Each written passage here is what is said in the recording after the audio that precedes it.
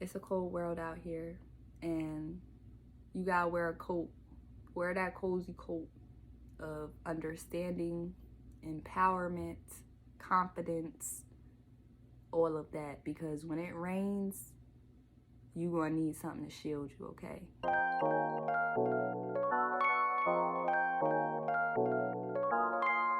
Hey guys, so I wanted to get on here and give you guys an update about what's happening with me medically, my stomach and everything.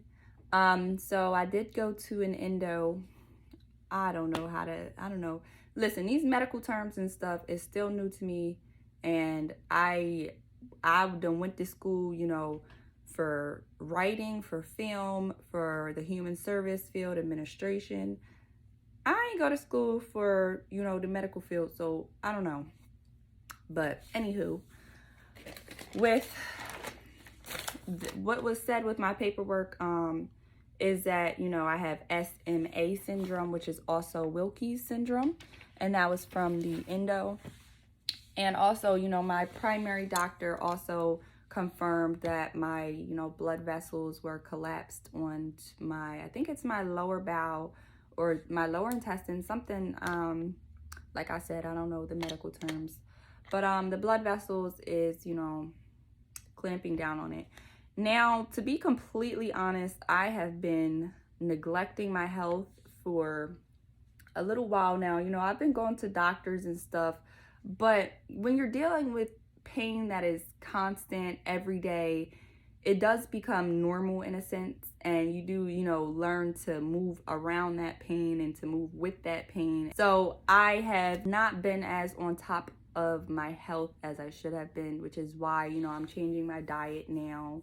With the gastritis, I have to make sure I don't eat anything with acid, no foods that is acidic, and also no spicy food, no hot things, no spices. So I definitely have to watch, what I season my meat with, what I season my food with, because I can't even have, fried foods either.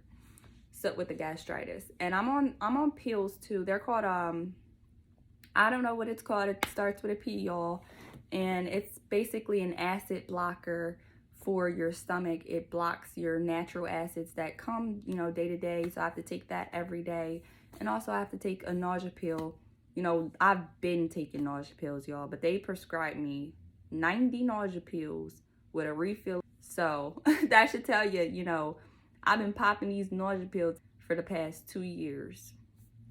Every time I go out with my friends, I eat a nausea pill, because it's a possibility that, I may throw up in front of them, or if we go out to dinner, I might throw up at the dinner table.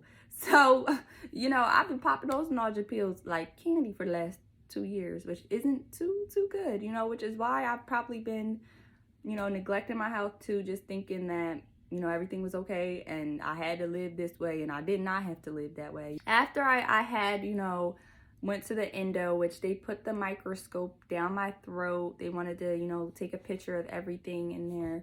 So I got that done. He diagnosed me with gastritis and SMA, which, was along with what my primary doctor saw in the CAT scan with my blood vessels and stuff. And then the next thing that I had to do was go to imaging center. So I went there. And basically what I had to do was, it was, 3 to 5 hour appointment. And you drink this white liquid. It's not too tasty, but, it's not too bad either. You can just swallow it and get it down. I had to drink about 3 cups of those. It was terrible. And y'all know I be throwing up. Like, my stomach be hurting. So it was hard. It was so hard to drink those 3 cups. And they was in the foam cup. I don't know how big them foam cups is, 8 ounces or whatnot, but it was about this tall and about this big, and I had to drink it, the whole thing. I went there to lay on the table and everything so that he could, do the imaging. He had this big machine to, it was radiology, whatever. He told me, he was going to take imaging of my stomach every 30 minutes because he, didn't want to put too much radiology on me, but it just depended on how fast the liquid, covered my stomach and they could see the area on the skin. That was what the liquid was for, to light up the skin so that they could see it. So He told me, since it wasn't digesting fast enough, he told me he was going to do it, every hour because he didn't want to keep radiating me. So that's what we did. And it took about, I'll say 3.5 hours for them to, get the scan that they needed to see and everything. Going in there, I told him everything about me. It was first the nurse who asked, the nurse setting up, getting everything ready and stuff. She asked me what was going on so she could write it down, take it back to tell him whatever. So of course, I always have to explain every single time what I'm going through because it's always different doctors that I see. Of course, they have my file. This doctor was actually at the same building as my primary care doctor. It was just, in a different location in the building. But he had my file, so he could see, she could see. And I explained it to her what had been happening to me for the last 2 years. And then I also told her, what the endo said about finally giving me a diagnosis, SMA. So what happened was she went back there for a little bit. She was back there for a while talking to him. I couldn't hear what they were saying, but he comes out and, he's acting so high and mighty. He's like, oh yeah, SMA is this, that, you see this right here, this is the duodenum, the esophagus, blah, blah, blah. So he's explaining everything to these nurses. It's about 4 of them in the room. And first of all, I'm like, why is it 4 nurses in the room? Like, I felt like I was kind of a study or, a spectacle, first of all. So I didn't like that too much. He's sitting there explaining all these things to her, showing her my chart, like explaining this, that, and the third. And, I'm just kind of sitting there like, okay, well. So, it was an uncomfortable feeling, for me. Like, I understand that SMA is rare and they don't have much information about it. But the things that he was saying were all things that, I knew of because I had Googled this information. So all of this information that he was saying, it was just, the first thing that pops up on Google about SMA. So I knew because, that's all I've been doing was researching. He's sitting here telling them all these things that he just learned on Google.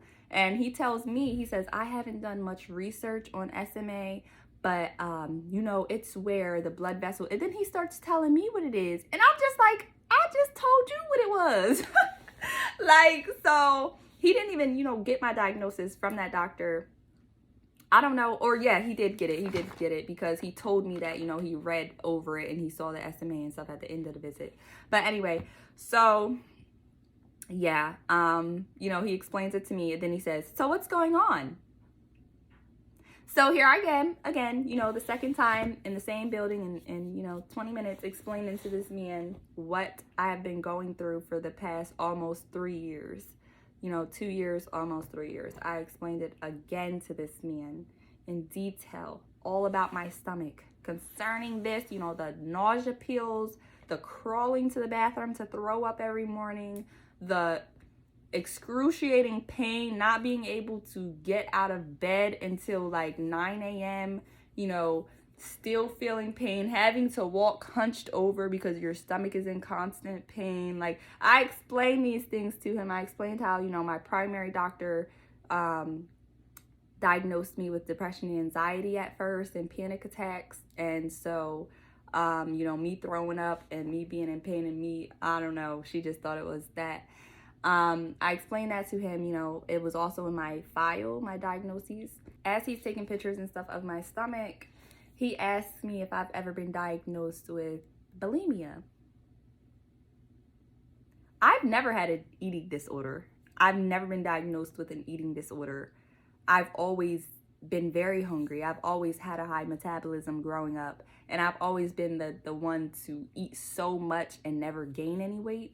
And I've been that one to be like, I want to get thick. I want to get thick, but I could never get thick. Okay, I stayed skinny. So I've been that person throughout the years. I've been skinny mini my whole life. So the height, the most weight that I've ever been is 175, and that was when I was pregnant with my daughter. I was 130 and I gained like 40 pounds, and even after I gave birth to her, I dropped back down to 130, and then I think it took me at least 2 years to get to 160. So I was at 160, and then all that stuff was happening. I was at 160 for a good while. And then 2-3 years ago when all that stuff was happening, I got right back down. I'm 140 now. So I'm trying to get, back up there, but I can't get over 140. After he said that, I was just like, the audacity of this man. Like, how dare you say this to me? And I've been going through this for 2 years, and I just explained what I've been going through for 2 years to you. The audacity of you to just dismiss everything that I've just told you and to ask me that question, like I'm wasting your time, like I would do this to myself. The audacity of that man. That's what I thought. But I kept it, I didn't say much. I kept it cool, calm, and collected, and I was just ready to get out of there. And to be completely honest, I cried like a baby, okay? I called my mom on the walk to the car and I cried. And then I cried in the car. And then I came home and I cried in my bed. And then the next day, I was in pain in that morning. And I made a whole video, y'all. I made a video for y'all. I was going, upload it and everything. But I was crying in that video. And I wanted to be to the point where I had enough strength to talk about it and to share with you guys. I forgot who I was for a second when I was in there. And in those moments when I was sad and when I was crying, I forgot how strong I was. I forgot that I am Jana. Okay, that's what I forgot. But once I had remembered that, then I hopped on here to take a video for you guys. Because I want y'all to know that that man did not know what he was talking about. Okay, he said those words. Yes, I trusted him as a professional, going to him for help, and in return he made a comment that was like, I was doing it to myself. Why are you here? And I did not like that, because then at the end of that visit, he even said, even though the blood vessel that is supposed to be like this is like this, crushing my intestines, right here, he said that it's not crushing it completely, but it's crushing it a little bit. And he said, I don't know why he called it SMA. He said, I wouldn't have called it SMA. That's what he said. So he just, took back the diagnosis that another doctor gave me, and he said that it wasn't that. Now, I also, followed up with my primary care doctor, that office. I didn't get a chance to speak to her. I haven't spoken to her for like a year. But I did talk to one of the nurses about it. And I explained to her how that made me feel. And I explained to her that these were my exact words. I said, I feel like everyone at this place is taking me as a joke. I said, I don't feel like I'm being heard. And I said, and even after I explained, how the last 2 years have been for me concerning my stomach, I told her I was still questioned as if it was my fault, as if I was doing it to myself. I was asked if I was bulimic. And I said that was so insensitive to me, because I'm a thin girl, first of all. And if I was somebody who had, extreme body dysmorphia, or somebody who looked at their body and just was so unhappy and just, their thoughts were on their body constantly, and they were insecure in their thoughts about their body, that would, break me down. It would, it didn't break. And when he said that, it didn't break me down, but it hurt me. That hurt me. I'm sitting here smiling because I had a nice chat with that nurse on the phone, and she basically told me not to listen to anything that he said. She uplifted me, she made me reevaluate the situation, and she told me a story about herself. She told me how she had went to 3 different doctors, and she told me how every single one of those doctors told her that they didn't see anything wrong with her. And she told me it took a couple months, but they later found that she had a hernia in her stomach. And she said, I believe you. She said, I know your pain is real. And I thank God for that lady talking to me. I thank God for that lady answering that phone, because it could have been one of the other nurses who answered the phone. But I know it was God who put me in touch with her to answer that phone and to encourage me and to support me and to let me know, hey, you know, just because it was that one who said that, I'm here. You know, I got you. Like, I got a story for you. You know, don't give up. That guy who said a whole bunch of stuff to me, I trusted him. I thought that I was going to a professional, and I thought that I was in good hands, you know, and I was in this nice, secure building that was, you know, a setting for a patient, you know. I went there, and he did not have all the qualifications. That lady told me he was just a person who does imaging. He, you know, sees a lot of cases. He sees a lot of stomachs. He's able to see what's normal and what's not, but he is not able to diagnose, okay? It may be something that a specialist can see on there that he cannot see. He is literally just the technician, the person who takes the pictures. So for him to tell me to, you know, take back a diagnosis that I got was just, look at my face. That was shocking to me. Like, and then once she told me that, I was just like, you know what? You're right, miss. That's why I need to take the necessary steps to see who I need to see and to talk to who I need to talk to about what to do for my health to get that in order. You know, and it's sad because as a human, you love to be supported. You love to, you know, for somebody to give you energy and to actually put in effort into you. You know, as a human, you love that. Though I might love that, I don't always expect it. Because I do know when I was expecting that from people, I got my heart broke a lot. Just because I did things for other people, I expected the same amount of respect. But that stuff can make you turn insane when that's all you're thinking about. Like, how could they do this to me? Why would they do that to me? How could they say this to me? What did I do to deserve that?